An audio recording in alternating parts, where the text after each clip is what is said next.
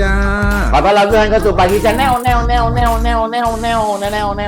นะครับกับ EP นี้เป็นเรื่องการรีแคปของ Love of Silam EP 3แล้วจ้าครับผมก่อนที่จะพาทุกคนไปพูดคุยกันนั้นเราต้องกราบขอบพระคุณทุกคนสำหรับการสนับสนุนพูดเป็นอะไรไปแล้วเนี่ยไม่ว่าจะเป็นการโอนเงินเข้าสู่บัญชีนี้โดยตรงนะครับหรือว่าการกด Subscribe ไลค์หัวใจแชร์นะครับขอบคุณมากๆนะครับปากีกลับมาแล้วนะทุกคน EP 3มีเครื่องยืนยันว่ากลับมาแล้วจ้ะฮ่าแล้วโดยเฉพาะอย่างยิ่งมีรีแคปกลับมาอย่างต่อเนื่องใช่ใช่ใช่ใช่ใช่ใช่ใช่เพราะดูท่าทางแล้วแบบในฤดูกาลนี้เนี่ยเหมือนมีซีรีส์น่าสนใจเยอะใช่ไม่หรอกเรื่องของเรื่องก็เพิ่งกลับมาไงก็เลยเอาบอกว่าตอนนี้มีเรื่องน่าสนใจเยอะแต่จริงๆก็ยังเขามีมานานแล้วค่ะเรื่องน่าสนใจนะคะพี่ไม่กลับมาแล้วค่ะอะไรเงี้ยเอาล่ะทุกคนเดี๋ยวเรามาพูดมาคุยกันดีกว่าว่า EP 3ของ Love Up สีลมที่เราเพิ่งดูกันเสร็จไปหมาดๆเดี๋ยวเป็นอย่างก็ยกหน้าไรบ้างที่ให้เป็นของพี่ใหญ่เลยจ้ะพี่ใหญ่เริ่มเลยขออนุญาตเอ่อดื่มไปฟังไปบ้างอ่ะใครเริ่มดีถ้าอย่างนั้นแม่ใหญ่ของห้องอ่ะแม่ใหญ่ล่อเลย มาเดิมเชิญมาอืมเดิมนะครับหล่อให้พี่ป๊อปก่อนอะไรเหรอให้คะป๊อปก่อนเหรอเอาเหรอให้ออฟก่อนอืมหืมอยู่บนลูกนั้น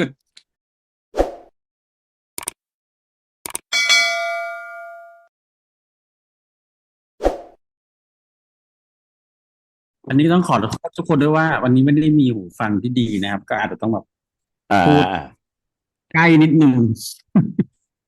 เริ่มเสียงเริ่มดีวันละที่3ดูแล้วอ่ะถ้าเทียบ1 2 3เนาะอันนี้ให้อยู่ตรงกลางแล้วกัน ก็มีความสมูทขึ้น มีเรื่องราวที่ไปข้างหน้ามากขึ้นอย่างเห็นได้ชัดในตัวของเนื้อเรื่องเนาะก็เราเริ่มรู้แล้วว่าอ่ะจากจบคราวที่แล้ว EP 2นะฮะก็คืออ่ะได้รับบทเขาว่าให้หนูเป็นสายรับนาตาชาโรมานอฟมาแล้วหนึ่งอืมซึ่งมันเป็นกลไกในการยังไงดีอะผมว่าในการดำเนินเรื่องที่ค่อนข้างแยบคายเนาะคือพอปุ๊บคนที่ไม่เคยเป็นสายลับต้องมาเป็นสายลับมันก็ต้องมีการฝึกฝนมันก็คือมีความต่อเนื่องว่าจะต้องไปเรียนอ่ะศิลปะป้องกันตัวเพิ่มนู่นนี่นั่นอะไรอย่างเงี้ยครับซึ่งมันก็กลายว่ามันเป็นการต่อยอดกับความสัมพันธ์ของคู่คู่หลักซึ่งเราได้เห็นพัฒนาการบางอย่าง อย่างแยบคายในส่วนตัวผมนะคือเขาค่อยๆหยอดมาเรื่อยๆเพราะเรารู้อยู่แล้วว่าตัวของตัวละครของพี่กฤษนั้นของอาร์ปอ่ะก็จะเป็นค่อนข้างเป็นคนมีมาดอาจจะไม่ได้แสดงออกเยอะเท่าแต่สถานการณ์ที่คุณเป๊ปนำพาเราไปอ่ะหรือว่าตัวบทซึ่งหย่อนเอาไว้ตลอดทางที่เราเห็นนะทำให้มีความสัมพันธ์ที่มันคืบหน้าขึ้นเรื่อยๆทีละเล็กทีละน้อย แล้วก็มันก็ไม่ได้ดูแบบดูหวือหวารวดเร็วจนตามไม่ทันมันกลายว่าเราสะสมสั่งสมความรู้สึกเรื่อยๆเหมือนที่ตัวผมว่าตัวของวายุก็รู้สึกเช่นนั้นเหมือนกันก็เลยถือว่าเป็นการวางหมากในการวางเขียนบทที่ค่อนข้างโอเคในการวางแต่ละจุดเอาไว้นะแต่วันนี้ซีนเปิดดีนะดีมากดีเป็นฉากบู๊แอคชั่นที่สวย แล้วก็อีดิทดี แต่สุดท้ายคุณเป๊ปก็ขายเราเช่นเดิม แต่ว่ามันเป็นกิมมิคที่ถามว่ารู้ทันเขา100%ไหม ตอนแรกก็พยายามเหมือนจะรู้ทันแต่หลังก็ก็เราแอบก็ตกหลุมคิดเราแอบคิดแต่ว่าเราก็แอบเข้าข้างตัวเราเองด้วยว่าเราอยากเห็นซีนนั้นใช่แล้วก็ตกหลุมพรางคุณเป๊ปเหมือนเดิมซึ่งถามว่าเขาก็ยังทำได้ดีในจุดนี้ในแง่ของความเป็นจุดแข็งของเขาเนาะที่เราเคยเห็นกันมาจากไมซ์แซนอิน แต่ที่มันยิ่งดีไปกว่าผมว่าอันอีพีเนี้ยผมเห็นความตัวละครหลักส่วนตัวเนาะที่รู้สึกแล้วอินกับเขาคือสิงโตทั้งที่น้องยังไม่ได้พูดสักคำเลยนะแต่มันมีบทบาทเชื่อมโยงตัวหลักทั้งคู่แล้วก็ทำให้เราเห็นมุมที่อ่อนโยนมุมที่เป็นมุมที่แบบทั้งตัววายุและตัวกฤษด้วยอะไรเงี้ยในความเป็นมีตัวละครเชื่อมอีกตัวหนึ่งคือตัวของสิงโตนะครับใช่ ส่วนตัวเนื้อเรื่องอื่นๆก็เห็นความพัฒนาการคืบหน้ามีตัวละครอื่นแทรกเข้ามา มีการสืบสวนที่ค่อนข้างถามว่าเข้มข้นไหมก็ยังไม่ได้ชัดเจนขนาดนั้น แต่ว่ารู้แล้วว่าจะไปในเวไหนอะไรอย่างเงี้ยประมาณนั้นแล้วก็ไข่สวยเหมือนเดิม แต่ผมส่วนตัวผมนะผมยังติดบางอย่างที่อาจจะจริงที่เราคุยกันหลังบ้านเมื่อกี้คือเรื่องของทรานซิชันในแต่ละซีนอาจจะไม่สมูทนะอาจจะต้องแบบส่วนตัวคือถ้ามันสมูทกว่านี้มันจะรู้สึกว่าบางอย่างบางสิ่งแล้วมันจะมองข้ามไปได้มากแต่บางอย่างบางซีนเรารู้สึกโอ้ยตัดมาอันนี้เลยเหรอมันถึงความรู้สึกมันยังค้างคากับซีนเมื่อกี้อยู่เลยอะไรอย่างเงี้ยครับใช่อาจจะแบบเวลาไม่พออย่างเงี้ยไหมเป็นไปได้แต่โดยรวมEP นี้ก็คือเห็นพัฒนาการของตัวละครทั้งคู่เห็นว่าจะวางบทหรือว่าแนวทางไปในทางไหนแล้วก็ยังชมเหมือนเดิมว่าภูมิเล่นมีชั้นเชิงขึ้นเยอะมากกับสิ่งที่บทเปิดโอกาสให้เขาเล่นนะ แต่ตัวอัพผมยังพูดไม่ได้มากเยอะเพราะว่าผมยังรู้สึกว่าเขาอะยังจะมีคาแรคเตอร์ที่ยังไม่ได้กลมหรือตัวละครรายล้อมเขาว่ายังไม่ได้ให้เขาเอื้อในการแสดงบทอื่นๆหรือความรู้สึกอื่นๆมากนักก็เลยยังไม่กล้าพูด100%ว่ายังไงแต่ว่าคิดว่าน่าจะมีแนวทางไปในทางที่ดีขึ้นอยู่แล้วอะไรเงี้ยตอนส่วนตัวอัพก็คือยังเห็นในแนวที่ยังเป็นแบบอารมณ์ค่อนข้างเป็นเบสิกเดิมอยู่อะไรเงี้ยกับการคีปคาแรคเตอร์ของการเป็นผู้หมวดอยู่หรือเป็นสารวัตรอยู่อะไรเงี้ยครับใช่ โดยรวมก็ถือว่า EP 3ผมคิดว่า EP 4น่าจะมีอะไรประทับใจกว่านี้แน่ๆรอดูแน่นอนครับผมเชิญนะพี่ต่อจากออฟเลยแล้วกันก็ชอบเหมือนกันชอบฉากเปิดรู้สึกว่านะตื่นมาตื่นเต้นดีเป็นสิรินทานิยากรรู้เขาหลอกก็เต็มใจให้หลอกฉันเชื่อว่าเขาหลอกฉันมิสเตอร์มิสซิสสมิธของฉันหลอกฉันอีกแล้วแต่ฉันก็ชอบหลอกฉันบ่อยๆเลยฉันชอบเธอหลอกฉันอีกแล้วนี่ฉันก็เชื่อ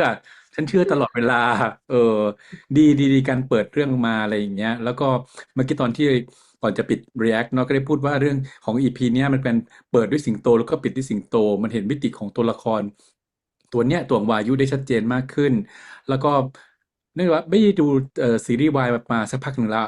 ประมาณแบบเป็นปีเหมือนกันเรื่องสุดท้ายที่ดูพร้อมปากทีก็คือ My Stand In แล้วก็หลังจากนั้นปุ๊บก็แทบไม่ได้ดูเลยตอนนั้นไม่ได้แทบไม่ได้ดูตรงนั้นเลยก็รู้สึกว่ามันเห็นความแปลกใหม่ในวงการในวายมาละตัวละครหนึ่งคือเป็นตัวละครนี้ที่มาจากใน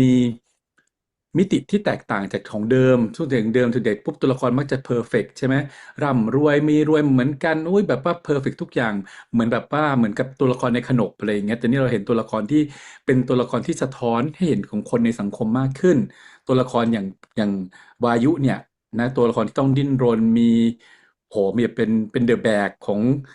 องครอบครัวอะไรอย่างเงี้ยมันเห็นแบบมันเป็นภาพสะท้อนของสังคมไทยในปีที่แล้วมันมีคำหนึ่งที่ติดแล้วก็ไม่ได้พูดไปมันคือเห็นภาวะของอันนั้นด้วยความเหลื่อมล้ำทางสังคมไทยได้อย่างชัดเจนด้วย อืมการใช้ชีวิตของคนที่แบบว่านะรวยแบบรวยสุดๆกับคนที่แบบว่าต้องหาเช้ากินค่ำต้องดิ้นรนต้องแบกหลายๆอย่างอะไรอย่างเงี้ยรู้สึกว่าเขาก็พยายามเอาตัวนี้มาใส่มันมากกว่าความจินเล่าเรื่องของวายที่แบบว่าเน้นความจิ้นความฟินอืมก็รู้สึกว่ามันเป็นความแปลกใหม่แล้วก็น่าดูแหละแล้วก็เอ่อ ชอบการใส่ตัวละครอย่างเงี้ยเล็กๆน้อยๆเข้าไปตรงเนี้ยตัวละครของสิงโตเนี่ย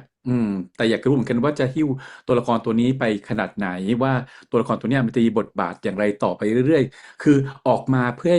ให้เรียกความสงสารความเห็นใจเป็นแค่อุปกรณ์หรือเปล่าแล้วก็โยนทิ้งในตอนปลายมันจะมีหลายอย่างอย่างเงี้ยในซีรีส์มันจะมีคำศัพท์เฉพาะของมันอยู่ที่เขาจะเรียกมันก็ว่า เอาความพิกลพิการหรือความอะไรต่างๆเนี่ยเป็นแค่เหมือนเป็นเฟือกพอใช้งานเสร็จปุ๊บโยนทิ้งมันไม่ได้ถูกหิ้วไปตลอดทั้งเรื่องก็เลยอยากจะดูเหมือนกันว่าตรงเนี้ยมันเอามาตลอดเรื่องไหมดึงมาใช้ตลอดเรื่องหรือเปล่าส่งไปจนถึงตอนท้ายไหมเพราะนี่เป็นสิ่งที่จำเป็นเพราะหลายเรื่องเนี่ยเลือกให้ตัวละครอาจจะแบบตาบอดบ้างเป็นใบ้บ้างอะไรบ้างเนี่ยอะไรอย่างเงี้ยแล้วก็แบบว่าท้ายสุดมันเป็นแค่ส่วนประกอบของเรื่อง ที่สร้างขึ้นมาไม่ใช่เป็นตัวที่ทำให้เกิดการขับเคลื่อนหรือเปลี่ยนแปลงใดๆในสังคมแล้วพอตอนจบของเรื่องก็ปุ๊บมีเหมือนกับเป็นโซลูชันที่เป็นแบบเขาเรียกอะไรอ่ะเหมือนกับเป็นความมหัศจรรย์อยู่ดีก็ปุ๊บเสกปั๊บหายเลยสิ่งที่เป็นอยู่มันหายไปเลยอะไรอย่างเงี้ยเพราะฉะนั้นเนี่ยก็เลยบอกว่ามันอยากจะมองว่าในซีรีส์เนี่ยหรือที่บายที่เอาเรื่องเนี้ยมันอยู่ในdisability studies เนี่ยว่าไม่ได้เอามาแค่เป็นเฟือกเป็นแค่ กรอบภายนอกเท่านั้นเองแต่เป็นสิ่งที่หิ้วและดึงไปจนถึงท้ายของเรื่องด้วยก็เลยว่าจะรอดูแล้วกันว่ามันจะเป็นยังไงเอามาใช้ยังไงต่อแค่นี้ละจ้ะสั้นๆคนอื่นจ้ะ เลิศดอกเตอรเลิศปัวส่วนป๊อบนั้น โอ้โห เขาไม่มีสาระวันเนี้ย โอ้โห ก็อารมณ์เปิดหัวมาก็คล้ายๆกับ EP 1นะโดนตีหัวเข้าบ้านทันที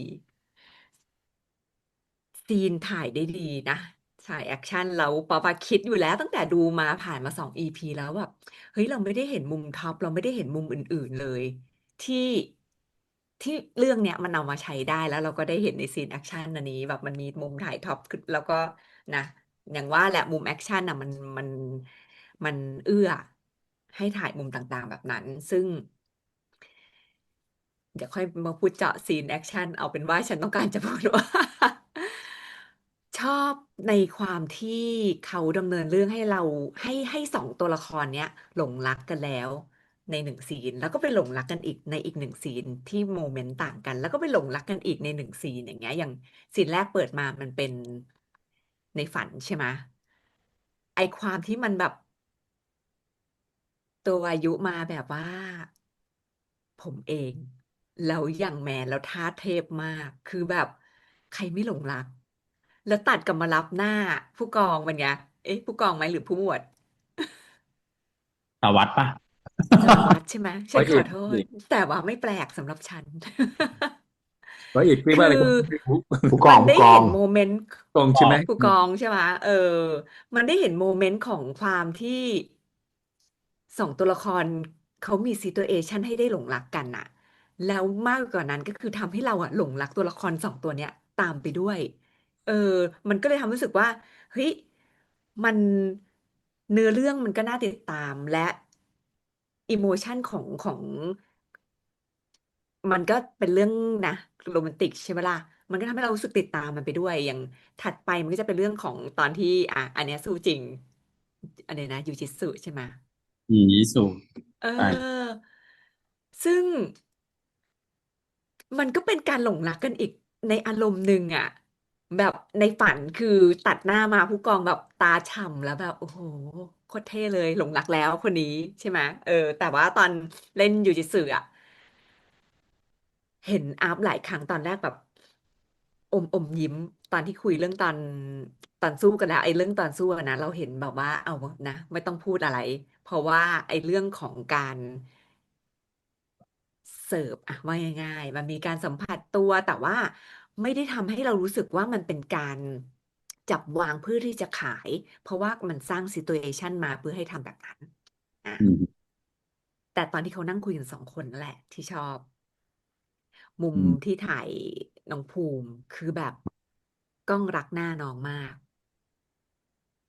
บวกกับแสงที่แบบสังเกตว่าเรื่องนี้แสงจะเข้าหลังเบาๆแฟร์แบบว่าผมไฮไลท์ผมจะมามันจะทำให้แบบมีความละมุนตัวละครจะดูมีความละมุนเหมือนในฝันเบาๆซึ่งใช้งานได้ดีกับ2 คนนี้พอตัดกลับมารับอัพก็กล้องก็รักหน้าน้องเหมือนกัน แต่ในการรับของ2 โมเมนต์เนี้ยมันต่างกัน พอ2 คนนี้มานั่งคุยกันปุ๊บมีการสะท้อนกระจกมีการแบบจับเท็จกันนู่นนี่นั่นอะไรอย่างเงี้ยในมุมที่ตัววายุจำได้มา EP 2ที่เล่าประวัติว่าแบบคุณมาเป็นบาร์โฮสได้ไงอ่ะอืมอืมกับอันเนี้ยคนละเรื่องเลย อืมจริงจริงไม่ต้องมีแฟลชแบ็กไม่ต้องมีอะไรทั้งสิ้นเอาน้องมาพูดแค่ว่าแบบคือมันเรียลอะแล้วมันทัชใจเราอะแล้วมันเห็นความที่ตัวผู้กองอะละลายไปอีกหลงรักไปอีกแล้วพยายามจะเขินไม่ใช่พยายามจะเก็บเขินอะอืมแต่ก็เก็บไมีแล้วก็คือสุดท้ายเก็บไม่อยู่อะไรอย่างเงี้ยเรารู้สึกว่าเฮ้ยมันมีโมเมนต์ของการที่ให้เรา move on ไม่ใช่ move on เขาเรียกว่า move ไปกับตัวละครที่ดีขึ้นดีขึ้น จนมาซีนสุดท้ายที่คุณมาหาผมหน่อยได้ไหมอะในอืมการรีแอคของตัวผู้กองอะหน้าไปหมดแล้วคือแบบเห็นเลยสีหน้าแบบเฮ้ยโอเคไหมอะแบบมันเลเวลของการนำเสนอ ของความรู้สึกของตัวละครสองตัวเนี้ยมันค่อยๆดีขึ้นดีขึ้นดีขึ้นโดยการใช้ซีเรชันต่างๆที่มันต่างกันแต่ในทุกเฟรมทั้งหมดถ่ายสวยหมดคือเพราะว่ามันตอบโจทย์ในเรื่องของซีรีส์วายก็ต้องยอมรับอย่างหนึ่งว่า beauty privilege มันก็เป็นสิ่งหนึ่งที่มันต้องมี อืม ไม่ถูกทิ้งเลย แต่ถ้าจะมีแต่ beauty privilege เราก็ดูมาหลายเรื่องเนาะที่สุดท้ายแล้วมันจะไม่มันจะไม่นำพาเราไปไกลไปกว่านั้น ถ้าตัวละครสองตัวไม่ได้แอคไม่ได้เล่นได้เนียนโปรดักชันไม่ได้ดีบทไม่ได้ส่งเพราะว่าสำหรับ EP เนี่ยไอ้เรื่องโมเมนต์อย่างเงี้ยชนะเลิศอืม เห็นด้วยกับดูหน้าทุกประการ ใช่ อืม ครับ เพราะว่า ก็คลิปนี้ก็จบลงเพียงเท่านี้นะครับ ไม่ต้อง ไม่ พี่ปอ ใช่ ก็ฟังแล้วมันก็มันก็เห็นด้วยไงก็จริงไปตามนั้นเห็นด้วยกับทุก ให ค ญ่ นเล ใหญ่ ย มาเสิร์ฟแล้วก็ปิดพวกเรา อืม ได้ โอ้ยเดี๋ยวมีซีนที่ชอ ก็ บไห เป็ ม นอย่าง ล่ะ นั้น อ่า นี่ถ้าพูดถึงซีนที่ชอบคือพี่ขอเปิดด้วยซีนนี้ก่อน พี่ว่าจริง ๆ แล้วว่ามัน EP เนี้ย น้องภูมิเล่นให้เห็นถึงความเปราะบางของความเป็นมนุษย์ได้อย่างชัดเจนมาก อืม มากๆมากๆเพราะว่าตัวละครมันมีมิติของการของความล่มสลายเนาะเอาเข้าจริงแล้วมันเป็นแบบมันเป็นภาพสะท้อนของความบิดเบี้ยวอะเพราะว่าเอาเข้าจริงแล้วคือพี่เชื่อว่าตัวละครอย่างยุเนี่ยคือเขายึดโยงไว้กับครอบครัวอย่างมหาศาลเลยนึกออกไหมความเป็นแม่ความเป็นอะไรก็คือเขาต่อให้เขาวิดวาดด่าทอหรือว่าไม่พออกพอใจยังไงก็แล้วแต่เนี่ย คนตอนที่ไม่มีคนอื่นน่ะเขาก็โถแม่อะไรอย่างเงี้ยเขาจะไม่ได้aggressive นึกออกปะพอมันถึงแบบมันถึงเวลาที่มันเหมือนกับตอนเนี้ยพี่ส่วนตัวพี่รู้สึกว่า โลกทัศน์ที่เขาสร้างขึ้นมาตั้งแต่แรกอะการที่เขายึดโยงว่าแบบว่า เราเป็นคนนะเรามีครอบครัวนะคุณธรรมที่ดีคือการที่เป็นลูกที่กตัญญูนะคือแบบ ไม่เป็นไรน้องมีหลานเดี๋ยวเลี้ยงหลานให้อะไรอย่างเงี้ยคือคือต้องบอกว่าไงอ่ะนางมีส่วนคล้ายกับความเป็นก๋วยเจ๋งอยู่นะแต่ว่าการเถียงแม่เนี่ย เข้าใจพี่ไหมเพราะก๋วยเจ๋งมันแบบเป็นยึดโยงกับคุณธรรม แต่ว่าก๋วยเจ๋งไม่เถียงแม่ไงแม่พูดอะไรก็ทำได้อะไรอย่างเงี้ยได้ออกมาคือมันมีความเป็นตัวละครแบบ เอาตรงๆนี่คือตัวละครแบบซีรีส์แบบเจน Y อ่ะยังมีความยึดโยงกับคุณธรรมถูกบ่มเพาะกับเรื่องราวเหล่านี้อยู่ในเชื่อในคุณงามความดีอะไรอย่างเงี้ยแต่พอเจอความจริงตรงหน้า ที่แม่เอาผู้ชายเข้ามาในบ้านน่ะแล้วแม่คือจะใช้หนี้ให้ผู้ชาย5,000คือทุกอย่างมันถูกแบบ เหมือนปราสาททรายอ่ะนึกออกไหมโลกทัศน์ที่เขาคิดว่ามันสวยงามมาโดยตลอดอะไรเงี้ยมันถูกพัดโครมและพังทันทีอะไรอย่างเงี้ยเขาก็เลยเลือกที่จะอุ้มสิงโตข้ามสะพานออกมา คือส่วนตัวตอนนั้นพี่รู้สึกว่าแบบคือคือแรกเริ่มเดิมทีของตั้งแต่ EP 1เนี่ยเขามีสะพานเนาะอีสะพานข้ามตัวเนี้ยสะพานข้ามแม่น้ำพอข้ามจากสะพานมาปุ๊บก็จะเป็นแบบว่าสังคมของบ้านวายุอ่ะเนาะแต่หลังจากที่ข้ามออกไปปุ๊บมันก็จะเป็นอีกสังคมหนึ่งอะไรอย่างเงี้ยอารมณ์แบบประมาณนั้น พี่ก็รู้สึกว่าการอุ้มสิงโตออกจากบ้านและข้ามสะพานของคลองน้ำเน่านั้นออกมาปุ๊บเนี่ย คือมันเหมือนกับ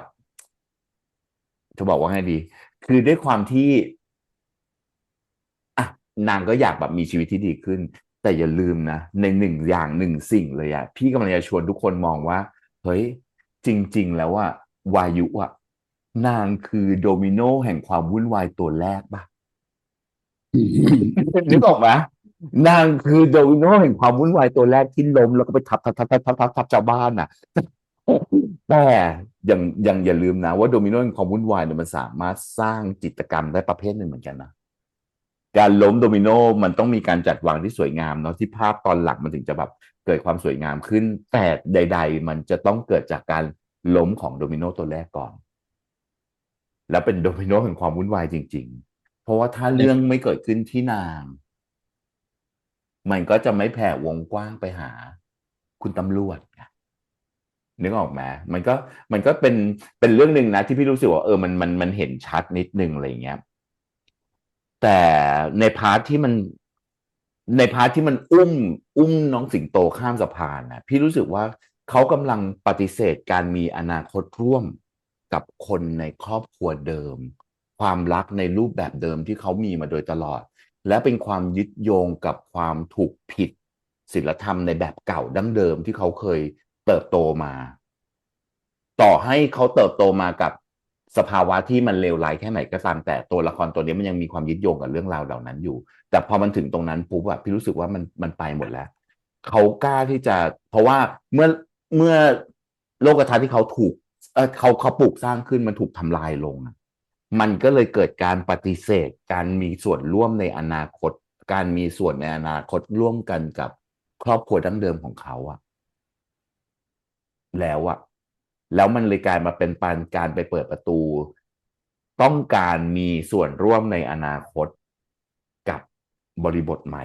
กับความรักและหัวใจและจังหวะหัวใจจังหวะการเต้นของหัวใจใหม่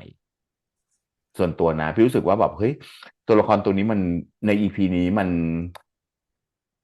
ก่อนหน้านี้ที่เราคุยกันมันไปหลายอารมณ์เนาะมันมาแบบหูอีพีนี้แบบพาเราไปหลากอารมณ์มากพอๆกันกับอีพีหนึ่ง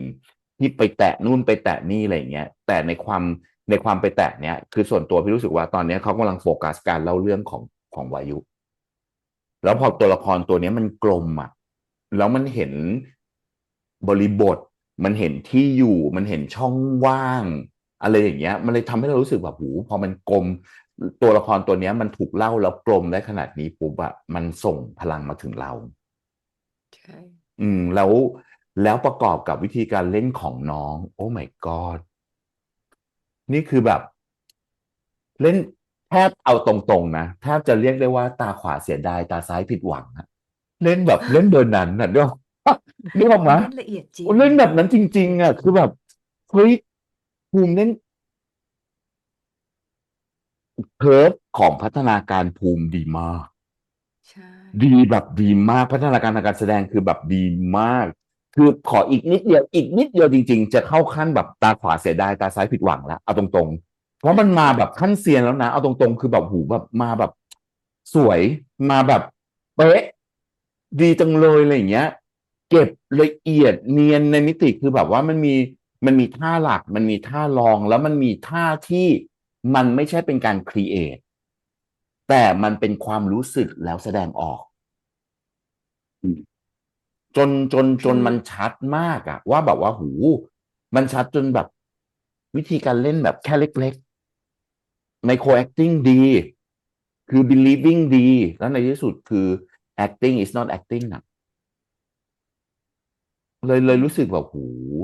เล่นละเอียดขนาดนี้เลยเหรออะไรเงี้ยคือพี่อาจจะชอบ body language น้องดีนะ ใช่ใช่ body คือ language น้องดี คือไอ้พวกแบบว่า facial muscle นี่ไม่ต้องพูดถึงเลยสวยจังเลยเล่นดีจังเลย แองเกิลการบิดการม้วนการอายการก้มหน้าก้มลงต่ำไม่กล้าสบตาการช้อนตามองการอ่อยแบบโอ้โหนึกออกไหมการแบบดึงเสื้อแล้วรั้งนมหน้าห้องน้ำนั้นแบบอะไรวะมันจะเล่นนึกออกไหมคืออันนั้นมันเป็นแค่ท่าแต่ถ้าข้างในที่มันอินเนอร์มันไม่ต้องการมันไม่เล่นได้มันเรื่อง ก็จะไม่มันจะไม่ใช่ นึกออกไหมมันไม่กระโจนเข้าไปเป็นเข้าไปเล่นแล้วเข้าไปอยากเป็นตัวละครตัวนั้น โดยที่รู้ว่า intention ของตัวละครตัวเนี้ยคืออะไร มีอยู่เพื่ออะไรและทำไปเพื่ออะไรในซีนนั้นๆน่ะคือพี่รู้สึกว่าเจตจำนงของตัวละครมันชัดเจน ชอบชอบเรื่องนี้ ยกตัวอย่างขอขยี้ให้อืเห็มอืมนภาพชัดขึ้นอีกนิดนึงซีนสุดท้ายถ้านั่งตรงมานั่งที่รอพี่กองมาแล้วน้องสิงโตนั่งที่ตักอ่ะเห็นสวยเนาะขาที่ไขว้ไหม เนาะอันนั้นก็ body language อย่างหนึ่งที่บอกสภาวะจิตใจ คือจะนั่งอยู่ตรงนั้นแล้วนั่งขาไม่ไขว้นั่งอ้าขาแล้วเอาเด็กวางตรงตักก็ได้ จะนั่งเข่าเบียดกันแล้วปลายเท้าเปิดก็ได้ แต่ว่านั่งท่านั้นอ่ะ เออ มันมันไม่รู้จะไปไหนแล้วอะแล้วสวยด้วย ที่สำคัญ อืมภาพมันเป็นตอนที่เขานั่งอ่ะมันเป็นเหมือนสามเหลี่ยมอ่ะเพราะว่ามันอืมจริงๆแล้วตัวละครตัวเนี้ยมันล้มไปแล้วอ่ะอย่างที่ชอบที่อืมคำพูดที่ปอนว่ามันคือการล่มสลายจริงๆมันนึกถึงวรรณกรรมเรื่องหนึ่งอ่ะซึ่งสมัยเราเรียนเคยโดนครูให้คุณหนูน่าจะเคยเราอ่านนะการล่มสลายของสถาบันครอบครัวที่ความรักไม่อาจเยียวยาของอรุณบดีอรุณมาศอะไรอย่างเงี้ยก็จำได้ว่าเรื่องเนี้ยก็ผ พูดถึงเรื่องครอบครัวนะเรื่องนี้จ อื ริ ม งๆแล้ว อืม เขาเป็นตัวละครที่เป็นเดอะแบกอะเดอะแบกมันจนถึงแบบมันไม่ไหวแล้วอะจนแบบว่าต้องพาสิ่งที่เขาอยากปกป้องอะหนีแล้วเพราะตอนนี้มันอยู่ในสภาวะที่มันไม่ปลอดภัยแล้วว่าครอบครัวคือมันไม่เหลืออะไรแล้วอะวันนี้มันพังคือการเล่าเรื่องแล้วก็เส้นเรื่องบทมันพามาถึงจุดไคลแม็กซ์ของครอบครัวแล้วว่าต้องออกมาและต้องสำคัญที่สุดคือเป็นสิ่งที่ทำให้เขาต้องพูดขอความช่วยเหลือ ก่อนหน้าเนี้ยมันจะมีหลายฉากมากที่ลังเลจะขอความช่วยเหลือดีไหม่น่าจะเล่นจะไปยอมเป็นนักสืบไหมอะไรไหมแต่ตรงนี้ปุ๊บเนี่ยบทได้นำไปถึงจุดที่บอกว่าเป็นไคลแม็กซ์ของตรงนี้แล้วว่ามันต้องเป็นจุดที่แตกหักกับครอบครัวแล้วก็ต้องเอาตัวของสิงโตออกมาแล้วก็ไปอยู่กับท่านผู้กองแล้วก็ชอบเหมือนกันฉากเดียวกันในฉากที่ไปนั่งอ่ะรู้สึกว่ามันเหมือนกับเป็นรูปสามเหลี่ยมอ่ะที่ตรงหนึ่งอ่ะเป็นอีกคนหนึ่งต้องไปยิงอีกคนหนึ่งอ่ะเพราะว่าตัวของอัพก็อยู่สูงกว่าใช่ไหม ตรงนั้นแล้วก็มองว่ามันเป็นรูปสามเหลี่ยมที่แบบว่านะ someone นะ I can lean on อ่ะอืมมันถึงเวลาที่เขาต้องไปหาคนที่เขาจะพึ่งพิงแล้วเพราะเขาเป็นคนที่แบบว่าแบกแล้วให้ทุกคนอื่นพิงมาทั้งชีวิตน่ะมันไม่ไหวจริงๆอ่ะแล้วก็น้องก็เล่นได้ลึกสื่อถึงแล้วก็การสร้างภาพมิติการจัดตัวละคร blocking อ่ะมันดีงามด้วยใน สวย ใช่ ฉาก จริง ค่ะ สวยจริง คือวันนี้พี่ว่าซีนสวยหมดเลย คือแบบซีนสวยเนาะแต่ว่าอย่างที่เราออฟอันนี้ก็เห็นด้วยกับออฟเพราะว่าวิธี transition เนอะปั๊มเนาะ อืม นิดหน่อยคือไม่ใช่ไม่ดีนะ แต่ถ้าเกิดมันมาขนาดนี้แล้วมันจะเพอร์เฟกต์แล้ว เนาะ อืม สวยมันสวยแล้วก็ ตอนช่วง คือ ที่แบบอาจจะแบบเทคนิคในการเชื่อมจากซี อย่าง นหนึ่ ที่ ง ด็ ไป อกเต ซี อน ร์ หนึ่ง พูด อะไรอ อย่า ย่าง ง ที่ เงี้ย ด็อกเตอร์พูดนั่นหมายความว่าบททำงานแล้วเขาพาเราไปเห็นแล้วว่าความล่มสลายของครอบครัวคือแล้วครอบครัวเก่าคืออะไร แล้วความเป็นตัวตนที่จำเป็นจะต้องพึ่งพิงคือยังไงเขากำลังหาแบบเขากำลังหาขุนเขาให้เขาล้มตัวพิงตัวได้อะไรอย่างเงี้ยแล้วเขารู้แล้วว่าคนนั้นน่ะคือใคร เพราะเขารู้จริง ๆ แล้วนะเขารู้ตัวตั้งแต่แรกแล้วว่าเขาสามารถอยู่ได้อย่างปลอดภัยเมื่ออยู่กับใคร มันตัวละครตั เรา ว มา ตน ว่า เนี้ยมันรู้ตัวตั้งแต่แรกแล้วพี่ว่า อืม จุดที่ทำให้มาถึงตรงนี้แล้วเราเชื่อด้วยความที่2 EP มันปูเนื้อหา ให้ค่อยๆเติมน้ำหนัก อืม ของความแบกมากขึ้นทีละนิด ทีละนิด ทีละนิด แล้วพอมันถึงจุดที่ต้องข้ามสะพานอย่างที่พี่ปอนว่า มันเหมือน เรื่องตั้งแต่ EP 1 ถึง EP 3อะถามว่าครอบครัวพังขนาดนี้ต้องมานั่งเลี้ยงหลาน แม่ติดการพนันต้องมาใช้หนี้ตัวเองต้องไม่ได้เรียนต้องดรอปเรียนต้องไปทำงานบาร์โฮสหนักไหมแต่เราไม่ได้รู้สึกหนัก เพราะตัวละครเขายอมรับชะตาเขา อืม อืม แต่เมื่อวันที่มัน cross the line อะมันไม่ข้ามเส้นอะคืออะไรก็ได้ถ้าเป็นคนในครอบครัวยอมแบก แต่นี่ไม่ใช่คนในครอบครัว อืม ถึงได้อุ้ม สิ สิ ง ง โต โตเดินข้ามสะพานเรียกว่าข้ามโชคชะตา จริง ที่ เป็นแม่น้ำแห่งโชคชะ เลือ ตาก ที่ นะ จะ น่ะ รับ เอา แล้ว ดี ไม่รับแล้ว ๆ ข้ามเลย อืม มันน้ำหนักทำมาดีแหละแบบว่าแล้วด้วยความที่อย่างที่พี่ปอนบอกน้องเล่นละเอียดจริง น้องเล่นอารมณ์ได้แบบคือในเลเวลของแต่ละอารมณ์หนึ่ง เช่น เศร้า มันก็จะมีเศร้าดีป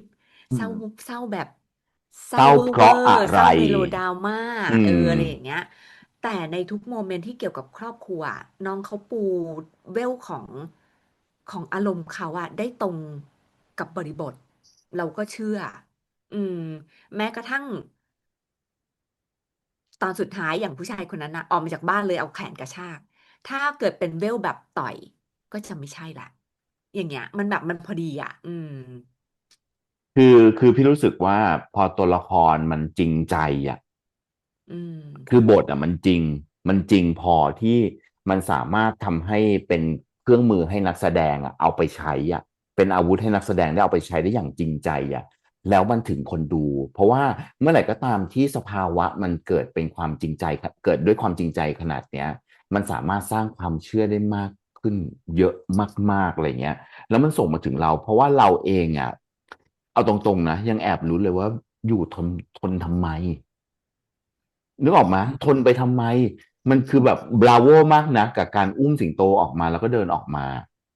คือแบบโหดีแล้วล่ะ ดีแล้วล่ะน้องภูมิทำดีจริงๆวายุตัดสินใจถูกจริงๆอะไรเงี้ยมันคือแล้วมันเป็นปกติเนอะการที่รู้สึกว่าจริงๆแล้วสิ่งที่น่าจะ สถานที่ที่น่าจะปลอดภัยที่สุดกับเป็นที่ที่อันตรายที่สุดมันสามารถเกิดขึ้นได้จริงๆในโลกความเป็นจริงอ่ะนึกออกปะเออเนี่ยมันคือแบบพอบทมันจริงอ่ะแล้ววิธีการเล่นมันจริงขนาดนั้นอ่ะแล้วมันสื่อสารอย่างจริงใจอ่ะมันก็เลยถึงใจไงมันก็เลยรู้สึกแล้วว่าองค์ประกมัน อบเฟรมอืซีนมแสงมัน เนาะเนาะ เอื้อไปหมดจริงแล้วก็ เพราะสังเกตอีกอย่างหนึ่งที่เห็นบ่อยๆ เรามักจะเห็นเฟรม within a frame อืม มันมีการตีกรอบบางอย่างให้ตัวละครอยู่เสมอเยอะมาก พี่เชื่อว่าป๊อปจะพูดเรื่องนี้ก็เลย เดี๋ยวก่อนเดี๋ยวต้องมีแล้วแหละเดี๋ยวต้องมีไปสเปเชียลกันว่าแบบเพราะว่าเอาเข้าจริงต้องบอกตามตรงว่า อันเนี้ยมันเป็นแค่3 EP แต่3 EP ที่ทำให้เรารู้สึกได้ขนาดเนี้ยแสดงว่าซีรีส์ทำงานกับเราเหมือนกันนะ แม้ว่า EP 2จะค่อนข้างดรอปนะเอาตรงอันนี้เรายอมรับตรงๆ แต่ EP 3นี่คือแบบ โอเค อันเนี้ยมันมีโมเมนตัมของมันมีโมเมนตัมของเรื่องมันอะไรเงี้ย มันมีวิธีการเล่าแล้วก็มันมีน้ำหนัก เบาค่อยดังแรงกระแทกกระทันอะไรเงี้ย ของการเล่าเรื่องอยู่ อันนี้ก็ต้องๆคอมเม รอ ดี้ ดู เบาๆก็มีเข้ามาเบรกให้ ถู เรา ก รู้สึ ถู ก ก ไม่เค ถู รี ก ยดเกิ ดู น ไม่เลี่ยนด้วย ดู แด ไม่เลี่ย น น ซ์ก็แบบจัดเต็ม โอ้ย จัดเต็ม ด็อกเต ไม่ อ เคย ร์ ไม่ล้นพอบอก อะไร มัน นะ ไม่เคยล้นมันก็ไม่เคยไม่ล้นคือ ถ้า ใช่ เกิดว่าเอาคนดูละครยุคเก่าของเรานะฉากเมื่อกี้ที่บอกว่าอยู่หน้าบ้าน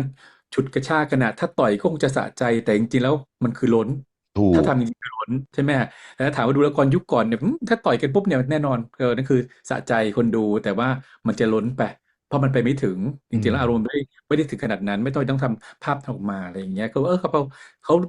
ถึงแม้ว่าจะดึงอารมณ์ขึ้นมาปุ๊บแต่มันก็มีความพอดีกับบริบทนะถูก มันลง ถูก ตัว ถูก อืม แล้วพี่เชื่อว่ามันทำให้เรารู้สึกได้ด้วยนะว่าภูมิจะดูแลสิงโตได้ แต่ถ้าเมื่อไหร่ที่ต่อยคนเนี้ย ภูมิจะดูแลสิงโตไม่ได้ เพราะว่าภูมิจะทำต่อหน้าสิงโต คือถ้า อืม ภูมิจะเป็นแบบว่าต่อยในบาร์อยู่คนเดียวเป็นตัวคนเดียวโดยที่แบบไม่มีเด็กไม่มีคนที่เขาต้องรับผิดชอบอ่ะ อันเนี้ย อื เชื่ ม อ ถ้า อืม การทะเลาะนี้เกิดขึ้นในบาร์แล้วต่อยกันเชื่อนะแต่ถ้า อื การ ม ทะเลาะนี้เกิดขึ้นต่อหน้าสิงโต แล้วภู อื มิ ม ต่อยพี่จะไม่เชื่อเลยนะ แล้ อื ว ม น้ำหนักมันก็จะคนละเรื่องเลยนะ ซึ่งพี่รู้สึก เห็ แบ น บอุ๊ยชอบจังเลย ชอบจังเลยอะไรอย่าง เห็ เงี้ น ย ด้วยเห็น อื ด้วย ม ดีจังทุกคนมันเอาตรงๆนะ สภาวะของละครที่เราดูแล้วรู้สึกแบบบางทีแบบเป็นเรื่องเล็กๆน้อยๆมากเลยนะ แต่มันให้คุณค่ากับชีวิตมากเลยนะ อย่างการตีความมาตรงๆ เอาตรงๆนะทุกคนพี่เชื่อว่าอันนี้มันเป็นหนึ่งในคุณค่าที่ศิลปะ อืม ชะล้างความมืดบอดของหัวใจมนุษย์ ลองดูกันนิดนึงนะ ตีความกันสักนิดนะครับ แล้วตีความแล้วอยากเอาส่วนไหนมาพูดมาคุยกันบ้างอะไรเงี้ย ก็เล่าให้เราฟังได้นะ ว่าชอบอันนั้นจังเลยซีนนี้ก็ชอบจังเลยอะไรเงี้ย อย่ามาแย่งพี่นัทของพี่นะ พูดได้ทุกเรื่องแต่อย่ามาแย่งพี่นัท แล้วก็เวลาไม่พี่เนี่ยนะคุยกับเราได้นะ เอ เรา อ ฉีด เออ วัค เอ ซี อน เออ แล้ว พวกเราไม่กัดถึงกัดก็โดนแค่เหงือกเพราะไม่มีฟันเหลือเลย ฟันปลอม เข้ามาดูอย่างเงี้ยก็พิมพ์แบบแนะนำตัวกันก็ได้ ได้ สวัสดีค่ะ อืม พี่ชื่ออะไรว่าไปอะไรอย่าง รั เงี้ ก ยเนาะ ไปว่าไปนะครับ ทุกคนมันดีมากเนอะที่เราได้มีสื่อตรงกลางอย่างศิลปะอย่างซีรีส์เนาะมาเป็นสื่อกลางให้เราได้มาพูดมาคุยกันแบบนี้นะครับ เราอยากรู้จังเลยว่าวิสัยทัศน์ของเพื่อนๆพี่ๆน้องๆที่เป็นชาวช่องของพวกเราอะคิดยังไงแบบไหนยังไงกันบ้างมาเล่าให้ฟังหน่อย เพราะว่าเราเองก็อยากมีการมองเห็นที่ไกลและกว้างขึ้น เช่นกันนะครับ วันนี้ต้องขอบคุณทุกคนมากๆนะครับสำหรับการสละเวลามาพูดมาคุยมาฟังพวกเราด้วยกันนะครับกับ Love of สีลม EP 3นะครับกับคลิปรีแคปอันนี้นะครับแล้วก็หวังใจเป็นอย่างยิ่งว่า EP 4 5 6 7 8ทุกคนก็ยังอยู่กับเรา แล้วก็ถ้าเป็นไปได้เราอยากทำเหมือนเรื่องที่แล้วจังเลย ช่วยหน่อยทุกคนช่วยแบบบิวช่วยเร่งยอดกันหน่อยเผื่อแบบว่า เขาเห็นแล้วเขาจะแบบ ไปเที่ยว เขา ใช่ไหม ตาอะไรอย่างนี้ได้ไปพูดไปคุยกับน้องอย่างเงี้ยนึกออกปะฝากด้วยนะครับใครที่เพิ่งมาใหม่ก็อย่าลืม subscribe นะครับแต่ว่าถ้าใครที่อยู่มานานแล้วก็อย่าลืมแชร์ต่อไปนะจ๊ะฝากติดโนติไว้ด้วย เพราะว่าถ้าคลิปมาเธอจะรู้ทันทีและเชิญร่วมพรีเมียร์กับพวกเรานะจ๊ะโอเคครับวันนี้พวกเรา4 คนคงต้องลากันแล้วครับเจอกันกับคลิปหน้าก็ยังคงเป็นคอนเทนต์เรื่องนี้อยู่แน่นอนนะครับ Love of สีลม EP 4แต่ว่าวันนี้ EP 3 recap ไปแล้วนะจ๊ะสวัสดีครับ อีกครับ บาย บ๊ายบ way